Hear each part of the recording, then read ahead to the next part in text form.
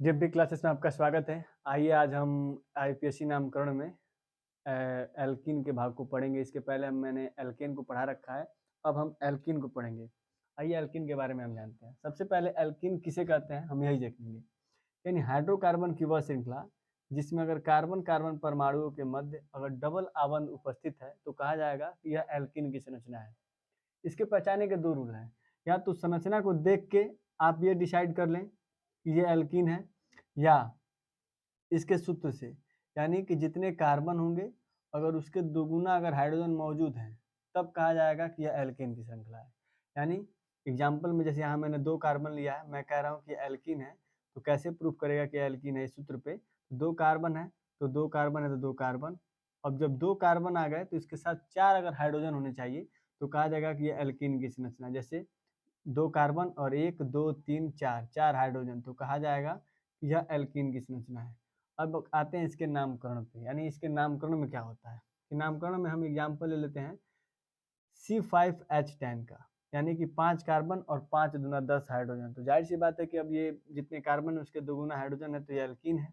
इसका हम सूत्र बनाते हैं। यानी जब भी आपको फार्मूला मिल जाए और सूत्र बनाना है तो सबसे पहले कार्बनों को बैठाएंगे।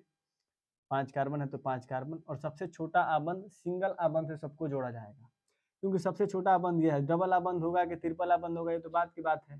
पहले हम देखेंगे कि सिंगल आबंध आएगा तो सबसे पहले सिंगल आबंध, फिर 10 हाइड्रोजन है तो 10 हाइड्रोजन, 10 हाइड्रोजन तो 3 2 5 5 2 7 7 3 10 10 हाइड्रोजन हो चुका है। अब इसकी बैलेंसी तो अभी कम ही है तो हम क्या करेंगे, यहाँ पे बढ़ाएंगे डबल आबंध और फिर अब बैलेंसी को पूरा करेंगे। अब इस कार्बन की बैलेंसी 1 2 3 4 ही 5 है, तो इसमें से एक हाइड्रोजन कम करेंगे और यहाँ जोड़ेंगे। अब यहाँ जोड़ने के बाद सबकी बैलेंसी अब कितनी कितनी हो गई, 4 हो गई। अब जोड़ेंगे 3 4 5 6 7 8 9 10, यानी ये आपका हो गया एल्कीन।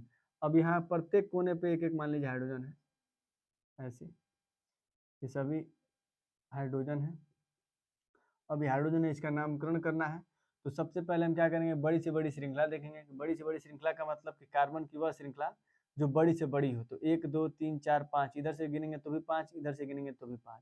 तो जो संख्याकरण का रूल है कि हम किधर से गिनेंगे ये भी आपको डिसाइड करना है। तो देखेंगे कि अनुलग्न किधर से नजदीक है, तो इधर से गिनना है तो यहाँ पे आ गया, ये आ रहा है दूसरे नंबर पे, और इधर से गिनना है तो 1 2 3 ये तीसरे नंबर पे। अगर इधर से काउंटिंग करेंगे तो ये अनुलग्न है तो ये तीसरे नंबर पे आ रहा है, और इधर से काउंटिंग कर रहे हैं तो दूसरे नंबर पे।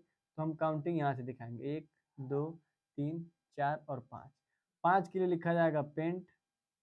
अगर हम नाम में ही अनुलग्न को जोड़ना चाहते हैं तो इसके नाम में ही जोड़ देंगे ENE, क्योंकि एल्कीन है।